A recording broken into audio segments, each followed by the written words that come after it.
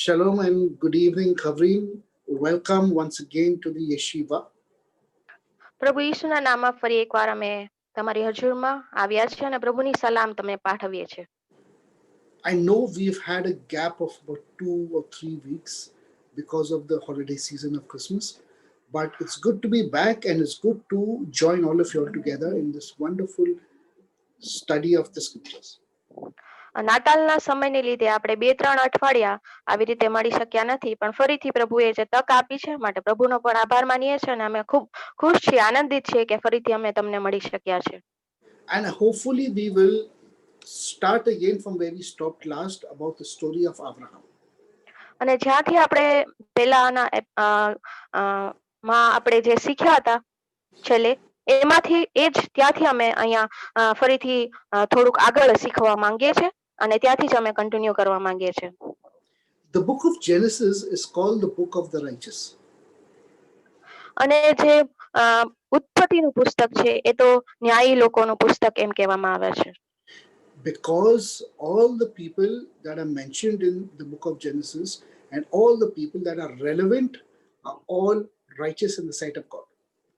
અને જે વ્યક્તિઓ વિશે આ પુસ્તકમાં લખવામાં આવેલું છે એ બધી વ્યક્તિઓ ઈશ્વરની નજરમાં ન્યાયી વ્યક્તિઓ છે. And each person has a definite character, has a definite role, and a definite message for us in the kingdom of God. અને અહીંયા જે આપણે વાંચીએ છીએ ઉત્પત્તિમાં તો જે વ્યક્તિઓ વિશે અહીંયા વાત કરવામાં આવી છે એ દરેક વ્યક્તિ એક અલગ જ વ્યક્તિત્વ ધરાવે છે અને અલગ જ આપણને એક સંદેશો એક બોધ વચન આપણને આપે છે. Now we've been studying the story of our father Abraham and about his faith and about how God called him out to preach the one true God and to bring people into relationship with the Father. અને આપણે ઘણા વખતથી શીખીએ છીએ બાઇબલના વચનમાંથી કે ઇબ્રાહિમની વાત આપણે શીખીએ છીએ, ઇબ્રાહિમનો સંદેશો એમના વિશ્વાસ વિશે શીખીએ છીએ અને પ્રભુએ કેવી રીતે એમને અલગ કર્યા, એમના વચનો બીજા લોકોને જણાવવાને માટે, શીખવવાને માટે તે આપણે અત્યાર સુધી શીખી ચૂક્યા છીએ. And in the chapters going ahead from 13-14 onwards in the book of Genesis, we read that Abraham is constantly traveling around the land of Israel all his life. અને અહીંયા આપણે જો ઉત્પત્તિના 13મો અને 14મો અધ્યાય વાંચીએ તો ઇબ્રાહિમ એ પોતાની યાત્રા, વિશ્વાસની યાત્રા આમાં બતાવવામાં આવેલી છે. And the reason why he is traveling all his life from one place to the other is two reasons. One, he is preaching about the unity of the only one God. અને અહીંયા જે આપણે ઇબ્રાહિમના વિશ્વાસની યાત્રા જોઈએ છે કે જે એક જગ્યાએથી બીજી જગ્યાએ જાય છે એ એટલા માટે છે કે એ પ્રભુની જે વાત છે એ લોકોને જણાવે છે. The second reason is that wherever he's going, he's searching for the Shekinah presence of God. અને એક તો એ પ્રભુની વાત જણાવે છે ને એક જ ઈશ્વર છે એવું જણાવે છે અને બીજું કે એ દરેક જગ્યાએ જ્યાં જાય છે ત્યાં પ્રભુની હાજરીનો તે અનુભવ કરવા માંગે છે એટલા માટે એ એક જગ્યાએથી બીજી જગ્યાએ જાય છે. So he kept roaming and moving from place to place, setting up tent, meeting people, preaching the word of God, but he was searching and searching for God's presence on earth. અને એ એટલા માટે અલગ અલગ જગ્યાએ જાય છે અને તંબુ નાખે છે અને ત્યાં પ્રભુની હાજરીનો, પ્રભુની સમક્ષતાનો તે અનુભવ કરવા માંગે છે. And wherever he found the presence of God, and wherever God appeared to him or spoke to him, in that place he made an altar and he called upon the name of the Lord. અને જ્યાં જ્યાં ત્યાં જાય છે અને એને એમ લાગે છે કે પ્રભુની સમક્ષતા, પ્રભુની હાજરી આ જગ્યાએ છે, ત્યાં તે પ્રભુને માટે વેદી બાંધે છે અને પ્રાર્થના કરે છે અને પ્રભુનું ભજન કરે છે. Now, in chapter 15 of Genesis, we read that the Lord appeared to Abram in a vision. અને અહીંયા 15મા અધ્યાયમાં લખવામાં આવ્યું છે કે પ્રભુ એ ઇબ્રાહિમને દર્શન આપે છે. Verse 1 and 2 says, પેલી અને બીજી કલમ આ પ્રમાણે કે છે. Shall I read? Yes. એ વાતો પછી યહોવાનું વચન દર્શનમાં ઇબ્રાહિમ પાસે આવ્યું ને કહ્યું કે ઇબ્રાહિમ તું બીમાં હું તારી ઢાલ તથા તારું મહા મોટું પ્રતિદાન છું. અને અબ્રામ બોલ્યો, હે પ્રભુ યહોવા, તું મને શું આપીશ? કેમ કે હું નિસંતાન ચાલ્યો જાઉં છું ને આ દમસ્કનો એલીએઝેર મારા ઘરનો માલિક થનાર છે. The Lord appeared to Abraham and said, "Oh, Abraham, fear not, for I am a Magen. I am a shield to you." In other words, I am the part that is going to protect you. અને અહીંયા પેલી કલમમાં જો કે છે પ્રભુ યહોવા બાપ ઇબ્રાહિમને કહે છે દર્શનમાં કે તું બીમાં હું તારી ઢાલ છું અને તારું મહા મોટું પ્રતિદાન છું. And your reward will be very, very great. અને તારું પ્રતિદાન એ બહુ મોટું છે એવું કે છે. But even after this promise, Abraham was telling the Lord, he said, Lord, you can give me all the promises in the world. You can do all things for me. But you know, my wife Sarah is barren and she does not have a child, and you have not given me a child. અને અહીંયા ઇબ્રાહિમ ને પ્રભુ કહે છે કે હું તને તું બીમાં હું તારી સાથે છું, પણ ઇબ્રાહિમ અહીંયા સામે પ્રભુને એમ કહે છે કે પ્રભુ તું શું મને આપીશ આ દુનિયામાંથી, કેમ કે હું તો નિસંતાન છું. મારી જે પત્ની છે સારા એ પણ નિસંતાન છે. And then Abraham said, since you have granted me no offspring, my head servant Eliezer will take over my entire family after me. અને એટલા માટે અહીંયા ઇબ્રાહિમ પ્રભુ યહોવાને કહે છે કે જો તે મને એક બી સંતાન આપેલું નથી, એટલા માટે મારો જે ચાકર છે એ હવે આવનાર દિવસોમાં મારા ઘરનો માલિક થનાર છે. Then the word of the Lord came to him saying, that one who is your servant shall not be your heir, nevertheless, but the very one that comes from within you, from your body, he shall be your heir. અને અહીંયા એના પછીની કલમમાં જ પ્રભુ યહોવા બાપ એને એમ કે છે કે તારો જે ચાકર છે એ માલિક થનાર નથી, પણ તારાથી જે જન્મ લેશે તે તારું સંતાન, એ તારો વંશ એટલે તારો વારસો થશે. And then he said, look towards the heavens and see if you can count the stars, and as many as stars that are in the heavens, that much I will make your descendants. અને પછી ઇબ્રાહિમને યહોવા બાપ કહે છે કે તું શું આકાશના તારાઓ જોઈ શકે છે અથવા તો ગણી શકે છે? જેટલા આકાશના તારાઓ છે એટલા હું તારા સંતાનો કરીશ. Now, if you're reading the original language, it says over there in verse 4 that the one that shall be your heir shall be the one that comes out from your insides. That's the actual meaning of the Hebrew, from your inner being.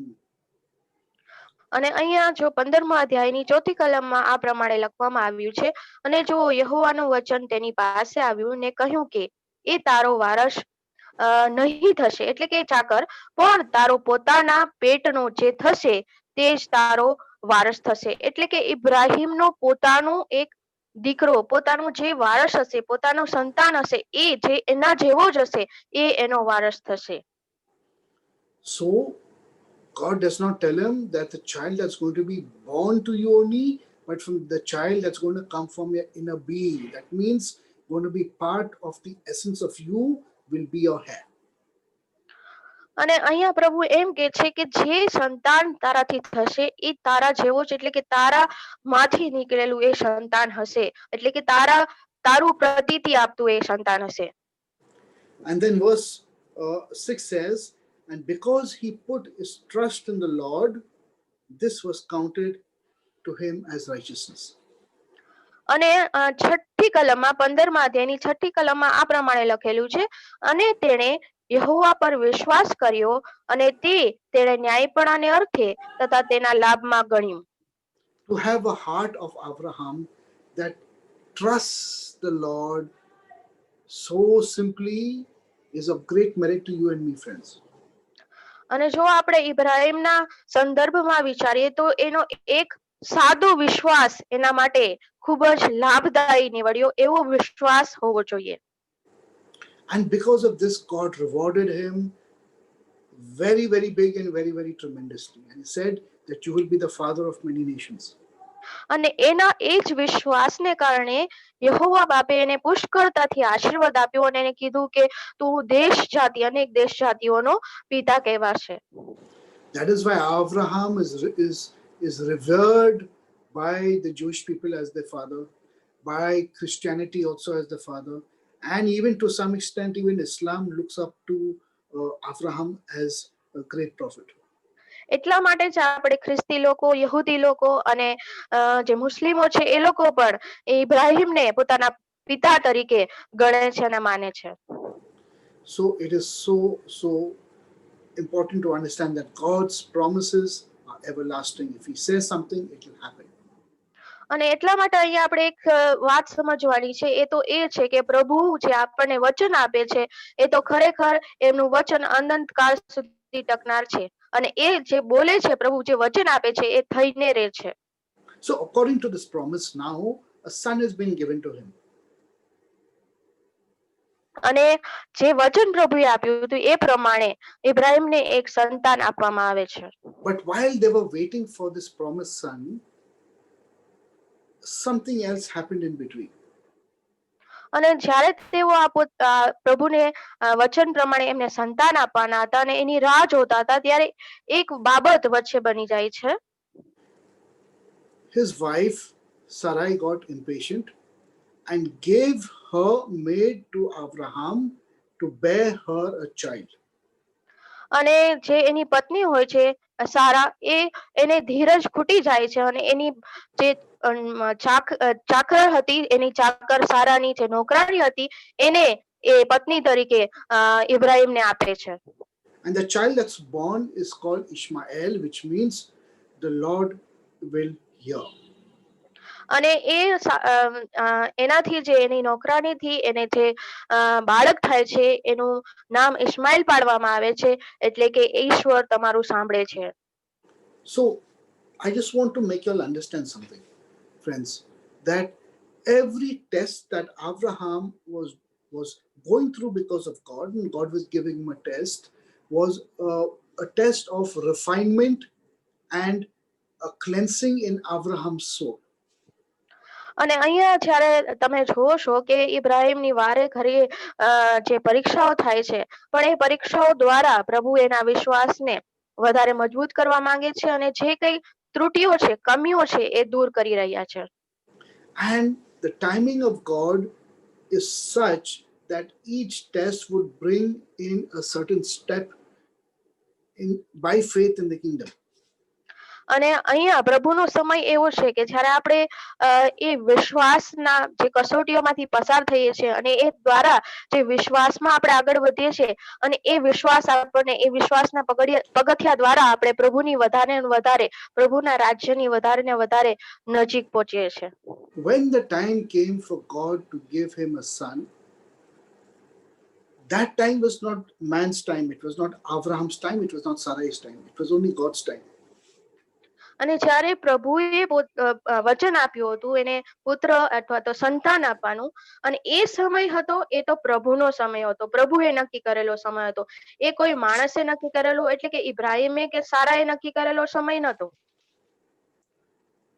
And this is so important to understand because we are looking at the opposite side of the story. અને આ આપણા માટે ખૂબ જ એક સમજવા જેવી બાબત છે કે જ્યારે આપણે એની એક અલગ જ બીજી બાજુ જોવા માંગીએ છીએ. We are looking at Sarai, who was barren and God had closed her womb, rather than looking at Abraham, that God is trying to purify as a human being. અને અહીંયા આપણે એ બાબત જોઈએ છે કે સારા જે નિસંતાન હતી અને એના ગર્ભને પ્રભુએ બંધ કર્યો હતો, એ બાબત જોઈએ છે. પણ અહીંયા આપણે એ નથી જોતા કે પ્રભુ ઇબ્રાહીમના વિશ્વાસને પણ વધારવા માંગે છે, એને વધારે મજબૂત કરવા માંગે છે. The reason why God closed the womb of Sarai was he was working with Abraham to make him a perfect soul first. અને અહીંયા જે સારાનું ગર્ભસ્થાન પ્રભુએ બંધ કરેલું હતું એનું કારણ એ હતું કે એ ઇબ્રાહિમ સાથે એની જે આ વિશ્વાસની યાત્રા હતી એમાં એ એની સાથે ચાલતી હતી. When Abraham would have reached the peak of his faith and righteousness and purity in soul, and he was ready now to be used as a vessel for God to give him the child, that would be the time that the child would be born and God would open the womb of Sarai. અને જ્યારે ઇબ્રાહિમ આ વિશ્વાસની યાત્રામાં ચાલશે અને વિશ્વાસમાં એક સંપૂર્ણ થશે અને ત્યારે જ પ્રભુ એમનો પુત્ર એટલે કે સંતાન એમના જીવનમાં ઇબ્રાહિમને આપશે. So God was preparing Abraham for 99 years for only one purpose, to bring him to a place of purity, that through him a son would be given to us. અને અહીંયા આપણે 99 વર્ષ જોઈએ છે કે ઇબ્રાહિમના જીવનના 99 વર્ષ પ્રભુ એને દોરે છે અને ચલાવે છે એ એટલા માટે કે એનો વિશ્વાસ એ વધારે પ્રભુમાં મજબૂત થાય અને પ્રભુ એ સમયે એને એના એ સંપૂર્ણ વિશ્વાસ દ્વારા એને એક સંતાનની પ્રાપ્તિ થાય. And therefore he closed the womb of Sarai. And I know all of you all would be thinking about the opposite understanding of the story, but I am showing you the actual opposite part of the story. અને આપણે અહીંયા જોઈએ છે કે સારાના ગર્ભસ્થાને પ્રભુએ બંધ કર્યો તો આપણે એ બાબતને વધારે મહત્વ આપીએ છીએ અને એ બાબત સમજીએ છીએ. જ્યારે અહીંયા હું તમને એક અલગ જ બાબત એનાથી હું તમને જણાવવા માંગુ છું. So God is fabulous in his ways. His wisdom is beyond our understanding. We cannot second guess, or we cannot even try to understand the ways of God. એટલા માટે જ આપણે સમજીએ છીએ કે પ્રભુના માર્ગો અને આપણા માર્ગો અલગ છે. પ્રભુ આપણે જે વિચારીએ છીએ એના કરતા ક્યાંય ઉત્તમ વિચારે છે આપણા માટે અને એ આપણે અહીંયા સમજવા માંગીએ છીએ. It was also God's will that Ishmael had to be born from Hagar through Abraham. અને આ પણ એક પ્રભુની ઈચ્છા અને પ્રભુની યોજના હતી કે હાગારના દ્વારા ઇસ્માઇલનો જન્મ થાય. Why? Because the last of all the physical impurities of Abraham would come out in that firstborn Ishmael. અને જે ઇબ્રાહિમના જીવનની જેમ એક મનુષ્યના જીવનની જે કે અશુદ્ધિઓ છે એ એના પેલા પુત્ર એટલે કે પેલા સંતાનમાં એ બધી અશુદ્ધિઓ એની નીકળી જાય એવી પ્રભુની યોજના હતી. The strength of the humanity of Abraham, his vigor, and all his impurities would come out in that firstborn son called Ishmael. અને પ્રભુ એની જે ઇબ્રાહિમની જે શક્તિઓ છે જે એનું જે પ્રભુ એને જે મજબૂતાઈ આપવા માંગે છે એ બધી એને પ્રભુ આપવા માંગતા હતા. એટલા માટે એ એની અશુદ્ધિઓને બધી દૂર કરીને એક શુદ્ધ વ્યક્તિ તરીકે એને પ્રભુ રજૂ કરવા માંગતા હતા. And once all that is out of the way, then Abraham would have been of great spiritual maturity to bring the promised son to this world. અને જ્યારે આ બધી અશુદ્ધિઓ અપવિત્રતા એનામાંથી નીકળી જશે અને નીકળી જાય એવી પ્રભુની યોજના અને ઈચ્છા હતી, પછી એના દ્વારા એક સંતાન ઉત્પન્ન થાય છે પ્રભુના, જે દ્વારા પ્રભુનો મહિમા થાય. Now when I'm saying impurities, please do not think that Ishmael was spiritually impure and Yitzhak was. No, I'm saying that the rectification of Abraham's soul came out with Ishmael, and after that then God could have given Yitzhak into this world through. So it was important for Ishmael to come out first, then Isaac.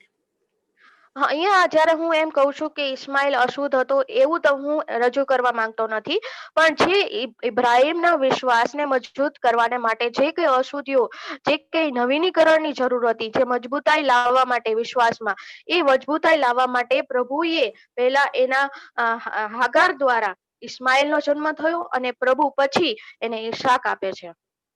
So therefore you see sometimes the most questionable part of humanity in Ishmael, Until today, these two brothers are still fighting. અને તમે જુઓ છો કે એમનામાં જે ઇસ્માઇલનો જન્મ થયો એ ઇસ્માઇલમાં હજી પણ જે અપવિત્રતા અશુદ્ધતા હતી એ હજી પણ જોવા મળે છે અને હજી પણ તમે જુઓ છો કે બે ભાઈઓ જેમ બાજતા હોય છે એમ બાજી રહ્યા છે. Anyway, let's move ahead. So now Ishmael is born, and the Bible says that God also blessed him, and the Lord also remained with Ishmael because he also is blessed of God. અહીંયા આપણે ઇસ્માઇલ વિશે વધારે નથી આગળ વધતા, પણ ઇબ્રાહિમ દ્વારા જે ઇસ્માઇલનો જન્મ થયો એને પણ ઈશ્વરે આશીર્વાદ આપ્યો અને એની સાથે પણ ઈશ્વર હતા. Okay, let's move to chapter 17 now. અને અહીંયા આપણે હવે અત્યારે 17મો અધ્યાય જોવા માંગીએ છીએ.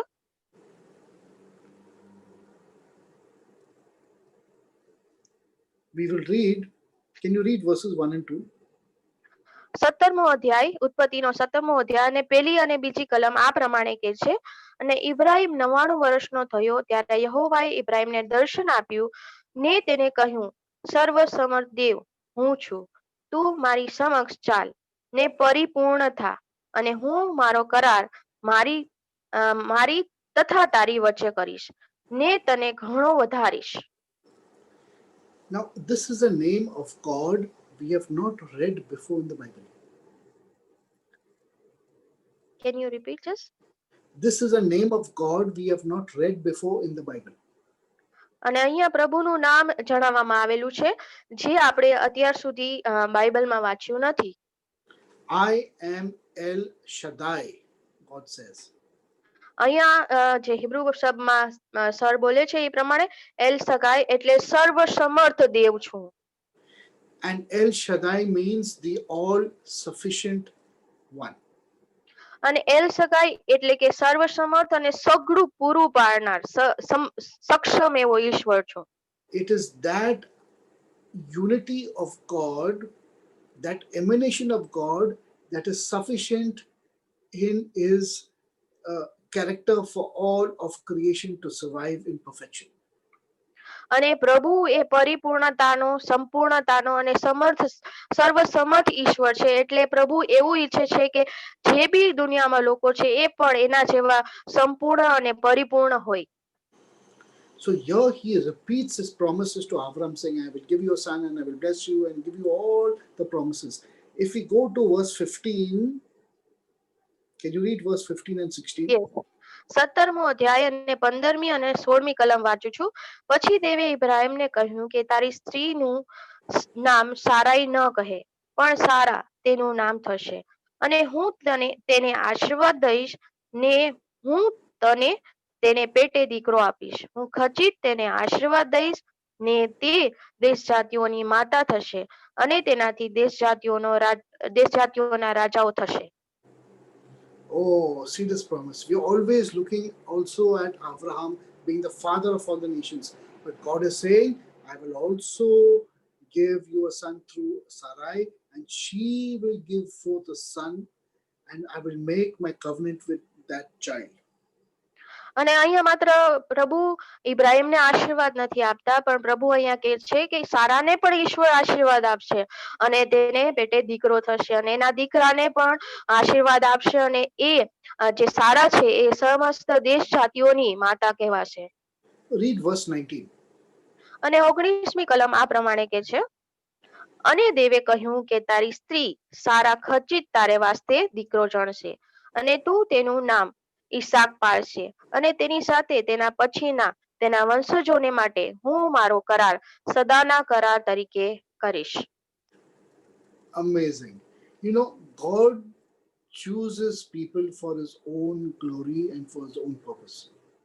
અને અહીંયા એક અદ્ભુત એવી બાબત જોવા મળે છે કે પ્રભુ પોતે પોતાના લોકોને પોતાના કાર્યને માટે પસંદ કરે છે અને અલગ કરે છે. We may look at life and look at choices and options according to our own mind and wisdom. It may not be right in the sight of God. અને આપણે આપણી પોતાની પસંદગી અને આપણી પોતાની યોગ્યતાઓ ને એ બધું બાબતો પર આપણે ધ્યાન આપીએ છીએ, પણ પ્રભુ એ બધી બાબતો, બાહ્ય દેખાવો એ બધી બાબતો જોતા નથી, પણ પ્રભુની નજરમાં તો અલગ જ હોય છે. But if God has made a choice about somebody, that is a finality, and then nothing in this world can change that, my friends.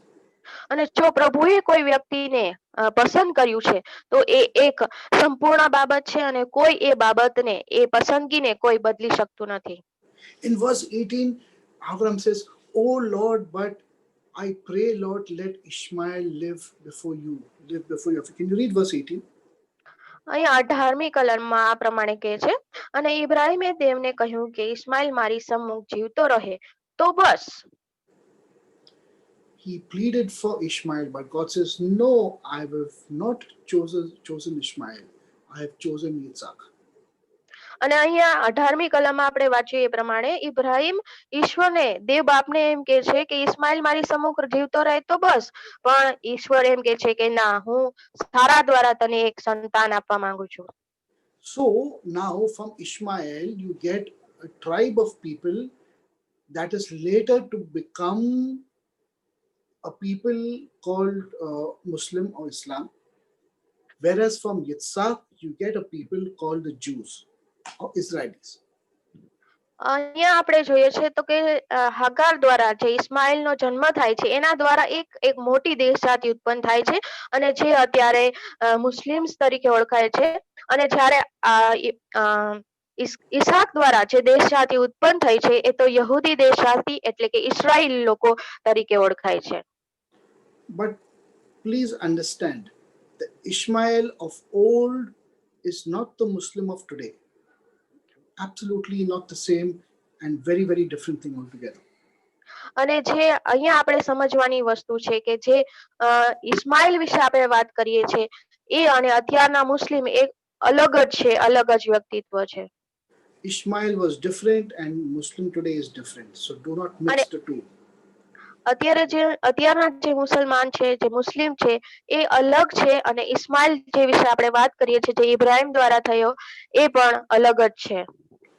The Ishmael we are talking about is the Ishmael that knows God, worships God, has the same father as Yitzhak, and worships God in spirit and in truth. Not what you see today with our eyes, friends. We are talking about a different Ishmael. Okay, તો અત્યારે આપણે જે જોઈએ છે કે જે ઇસ્માઇલ વિશે વાત કરીએ છીએ એ ઇસ્માઇલ તો ઈશ્વરની નજરમાં સારી વ્યક્તિ હતી. એ ઈશ્વરના વચનો પ્રમાણે ઈશ્વરની સમ્મુખ ચાલનારી વ્યક્તિ હતી અને ઈશ્વરની હાજરીનો અનુભવ કરીને ચાલનારી, ઈશ્વરના માર્ગમાં ચાલનારી વ્યક્તિ હતી. અને અત્યારે જે આપણે જોઈએ છે જે મુસ્લિમ લોકો એ બાબત એમનામાં નથી, એટલે એ અલગ જ વ્યક્તિત્વ છે એ લોકોનું. Please read verses 20, 21 and 22. અહીંયા આપણે 20મી કલમ વાંચવા માંગીએ છીએ. અને ઇસ્માઇલ વિશે મેં તારું સાંભળ્યું છે, જો મેં તેને આશીર્વાદ દીધો છે ને હું તેને સફળ કરીશ ને તેને અતિ ઘણું વધારીશ. તે 12 સરદારોને જન્મ દેશે ને હું તેનાથી એક મોટી કોમ ઉત્પન્ન કરીશ.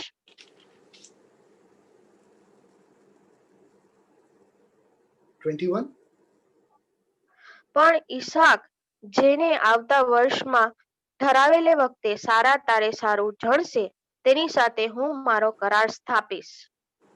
So God has made a covenant with Yitzhak, who is born from Sarai. God has not made a covenant with Ishmael.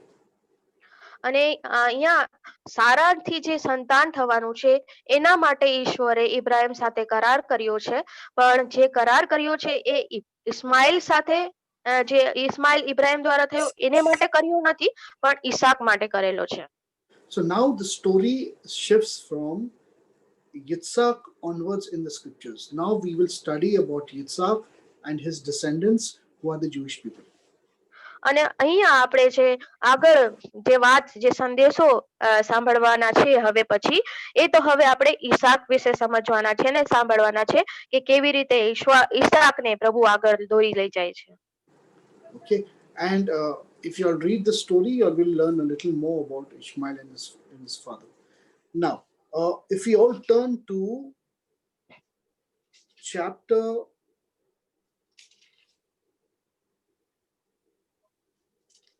22 of Genesis. 22મો અધ્યાય 22 And this, yeah, Yeah. chapter 22. Okay. And this Yeah. is the story of the binding of Isaac, or it's called the Akedah of Yitzhak. Okay, અહીંયા 22મા અધ્યાયમાં આપણે વાંચવા માંગીએ છીએ આગળ, ત્યારે તો પ્રભુ એ ઈસાકને કેવી રીતે બચાવે છે એ બાબત અહીંયા જોવા માંગીએ છીએ. And this is a story where God tells Abraham to take his only son, that is Yitzhak, and take him to Mount Moriah, which is present-day Jerusalem, and go and sacrifice him on the mountain there. અને અહીંયા જે વાત લખવામાં આવેલી છે આ અધ્યાયમાં, એ તો ઇબ્રાહિમ પોતાના પુત્રને પ્રભુની સમક્ષ એક બલિદાન તરીકે આપવા માંગે છે, અને ત્યારે એ પ્રભુ એનો અજાયબ જેવી રીતે બચાવ કરે છે મોરિયા પહાડ પર, અને જે રીતે પ્રભુ એના માટે દહનાર પણ પૂરું પાડે છે, એ અહીંયા આ બાબત અહીંયા જોવા મળે છે.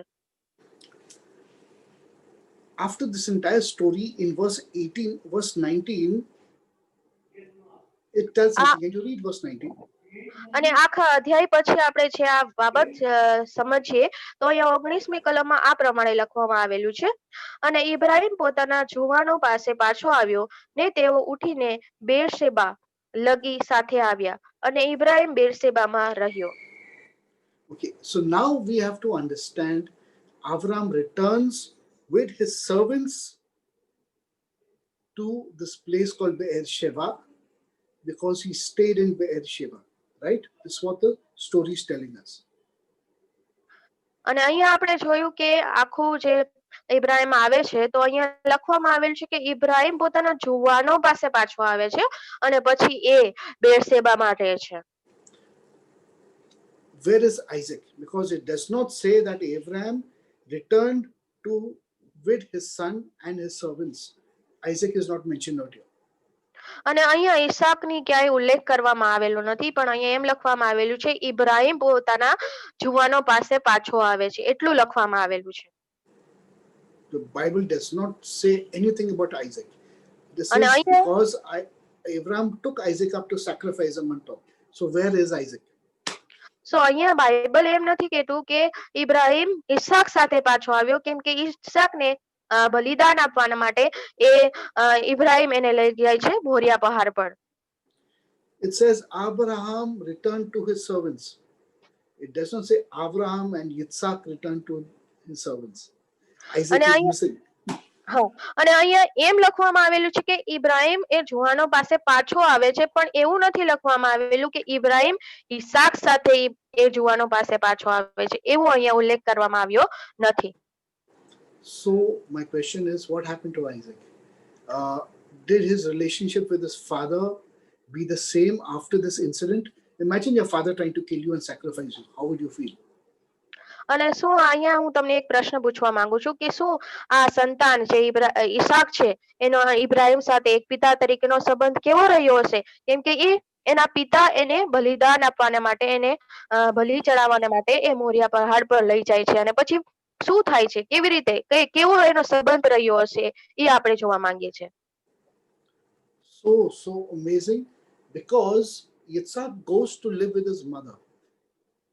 Abraham and Sarai are not living together. અને પછી અહીંયા એ બાબત આપણે જાણવા જેવી છે કે ઈસાક એ પોતાની માતા સારા સાથે રહેવા જતો રહે છે, અને અહીંયા ઇબ્રાહિમ અને સારા સાથે રહેતા નથી એવું જણાય છે.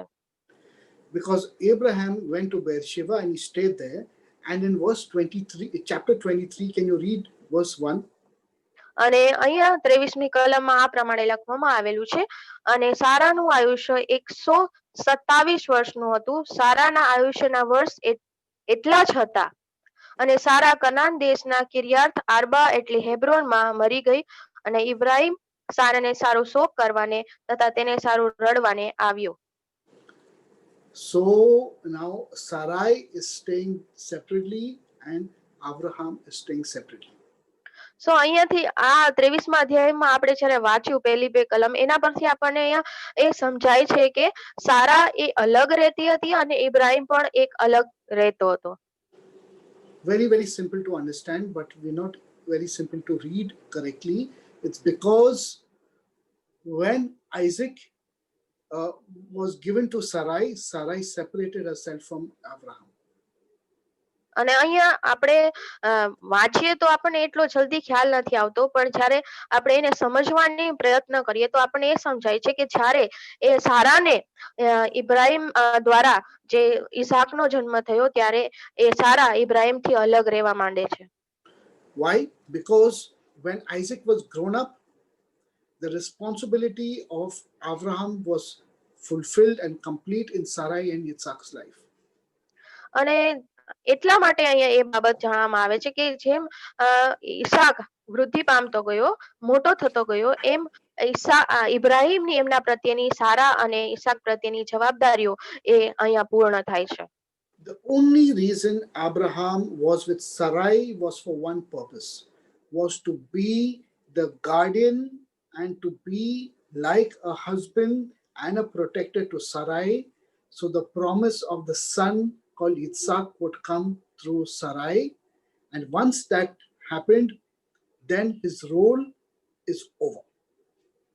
સો અહીંયા એ બાબત જાણવા મળે છે આપણને કે જ્યારે ઇબ્રાહીમ એક પતિ તરીકે સારાની સાથે રહેતો હતો, એ તો પ્રભુનું વચન પરિપૂર્ણ કરવાને માટે કે એના દ્વારા એને એક પુત્ર થાય, અને જ્યારે પ્રભુનું વચન અહીંયા પૂર્ણ થાય છે, પરિપૂર્ણ થાય છે અને એને સંતાન પ્રાપ્તિ થાય છે, ત્યારે એનો એ જવાબદારી જે બાબત હતી એ પૂર્ણતા આવી જાય છે એના પર. That's why the Bible says Abraham stayed in Beersheba, whereas Sarai stayed in Hebron, which is Kiryat Arba, two different cities altogether. અને અહીંયા એટલા માટે જ લખવામાં આવ્યું છે કે ઇબ્રાહીમ એ બેરશેબામાં રહ્યો, જ્યારે સારા એ હેબ્રોનમાં રહેતી હતી. કિરિયાત આર્બા એટલે કે હેબ્રોનમાં રહેતી હતી. But why does the death of Sarai come immediately after the death, the binding of Isaac in the story? અને અહીંયા આપણને કેમ એવું સમજાય છે અથવા તો જાણવા મળે છે કે તરત જ સારાનું મરણ થાય છે જ્યારે ઇબ્રાહીમ એ બાબત જે ઈસાકને લઈને મોરિયા પહાડ પરથી આવે છે, અને તરત જ આ બાબત લખવામાં આવેલી છે કે સારાનું મરણ થાય છે. It's because when Sarai heard that her only son that was given to her has been taken up to the mountain to be sacrificed by her husband, she probably got a heart attack and died. અને એટલા માટે અહીંયા આપણે એ બાબત સમજી શકીએ છીએ કે પોતાનો એકનો એક દીકરો છે, આટલી ઉંમરે એને પ્રભુએ આપેલો હતો, એ દીકરાને લઈને એનો પતિ એટલે કે ઇબ્રાહીમ એને મોરિયા પહાડ પર બલિ ચડાવવા માટે, બલિદાન આપવાને માટે લઈ જાય છે, એ બાબતને જાણીને એ વ્યક્તિ એટલે કે સારાનું મરણ થાય છે. So now even the role of Sarai is over, and Sarai dies and is gathered together with her family in death. આપણે અહીંયા સમજી શકીએ છીએ કે અહીંયા સારાનો એટલે મરણ થાય છે અને અહીંયા આ બાબત અહીંયા પૂરી થાય છે. Now the story goes that in 24 and 25 that Abraham sends his servant Eliezer to go and get a wife for his son Yitzhak.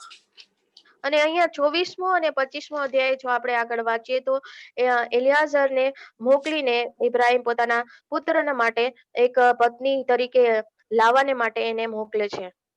And this is where we read the story of the lady called Rivka or Rebecca, who comes and becomes a wife of Yitzhak. અને અહીંયા જ્યારે આપણે વચનો વાંચીએ છીએ 24મો અને 25મો અધ્યાય, તો એના માટે જે પત્ની લઈને આવે છે ઇબ્રાહીમનો ચાકર, એ તો રિબકા છે અને એ એની પત્ની થઈને એની સાથે રહે છે. In chapter 24, can you read verse 66 and 67? અને અહીંયા ઉત્પત્તિના 24મા અધ્યાયની 66મી કલમ આપણે વાંચીએ. અને દાસે જે કહ્યું હતું તે સર્વ તેણે ઈસાકને કહી સંભળાવ્યું, અને ઈસાક તેને પોતાની માં સારાના તંબુમાં લાવ્યો, ને તેણે રિબકાને લીધી, ને તેની સ્ત્રી થઈ, અને તેણે તેના પર પ્રીતિ કરી, અને ઈસાક પોતાના માના મરણ પછી દિલાસો પામ્યો. And it says that he found comfort after his mother's death. So Rivka came to live in Sarai's tent with Isaac. અને અહીંયા એમ કહેવામાં આવે છે, અહીંયા વચનમાં એમ કહેવામાં આવ્યું છે કે એ એના માતાના મરણ પછી દિલાસો પામ્યો અને એ બંને એ સારાના તંબુમાં રહ્યા. So, chapter 25 talks about Abraham getting married again and getting another 6 children. And then the story of Isaac starts. અને અહીંયા 25મા અધ્યાયમાં ફરીથી ઇબ્રાહિમ લગ્ન કરે છે અને 6 બાળકોને જન્મ આપે છે. અને પછી આગળ વચનોમાં પણ એમ કહેવામાં આવેલું છે, ઈસાક વિશેની જે વંશવાળી છે એ લખવામાં આવેલી છે. If you join us on the Friday shiur sessions, in those teachings, I go verse by verse in all these stories. So the teaching is more deeper. But today, I'm just going to give you a storyline of what is happening. અને અહીંયા હું તમને ઊંડાણથી અભ્યાસ નથી કરાવી શકતો, પણ જો તમે અમારી શુક્રવારની સભાઓમાં જો તમે જોડાઈ શકો તો એમાં હું એક એક કલમ લઈને હું આ બાબતો, આ વચનો હું સમજાવું છું. Now,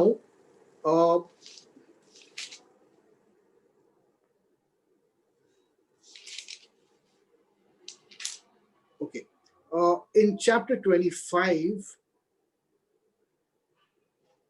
can you read verse 19 to 23?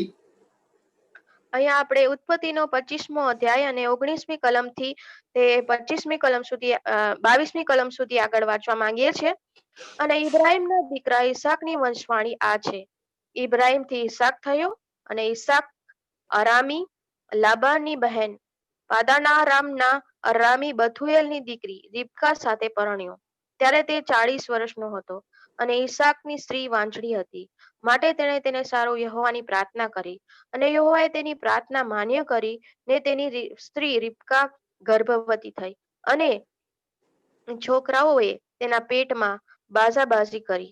અને તેણે કહ્યું કે જો એમ છે તો હું કેમ જીવતી છું?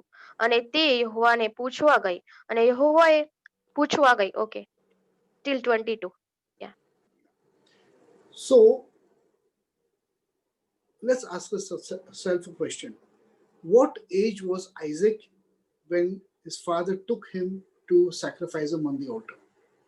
તો આપણને અહીંયા આપણે પોતાની જાતને એક પ્રશ્ન પૂછીએ કે જ્યારે ઇબ્રાહિમ એને ઈસાકને બલિ ચડાવવા માટે, એટલે કે બલિદાન આપવા માટે લઈ જાય છે, ત્યારે એની ઉંમર શું હશે?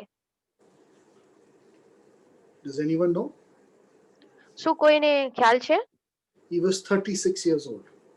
અને એ તો ત્યારે 36 વર્ષની ઉંમરનો હતો. How do I know that? મને કેવી રીતના ખ્યાલ આવ્યો?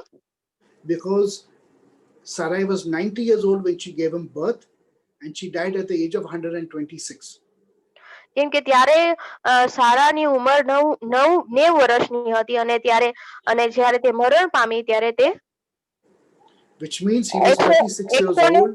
હા, 127 વર્ષની હતી. એટલા માટે એના પરથી મને ખ્યાલ આવે છે કે એની ઉંમર કેટલી હશે. That means he was a 36-year-old man when Abraham took him to sacrifice him on the mountain. Can you imagine, friends?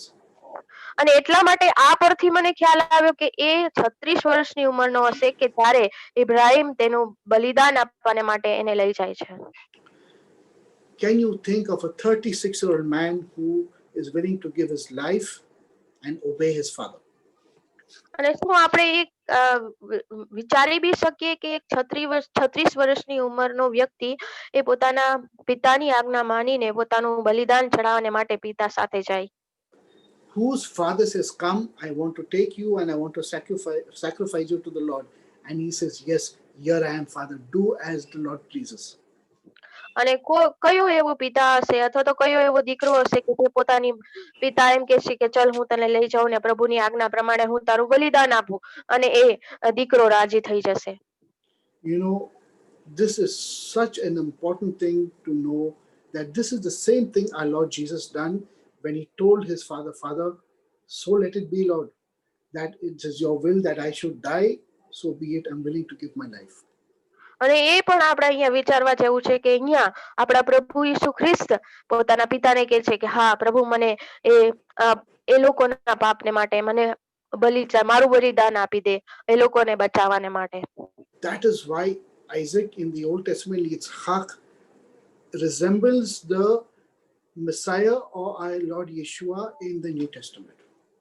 અને એટલા માટે જ આપણે જ્યારે અહીંયા જોઈએ છે કે ઈસાક જે એનું બલિદાન આપવામાં આવે છે, એવી જ રીતે અહીંયા પ્રભુનું જ્યારે એ નવા કરારમાં એ પ્રમાણે પ્રભુ પોતાના પુત્રને મોકલે છે આપણા પાપોને માટે બલિદાન આપવાને માટે, એ આપણે અહીંયા જોઈ શકીએ છીએ ને એ સમજી શકીએ છીએ. Now, hopefully, friends, we will study this much more deeper in other sessions if you'll keep joining us.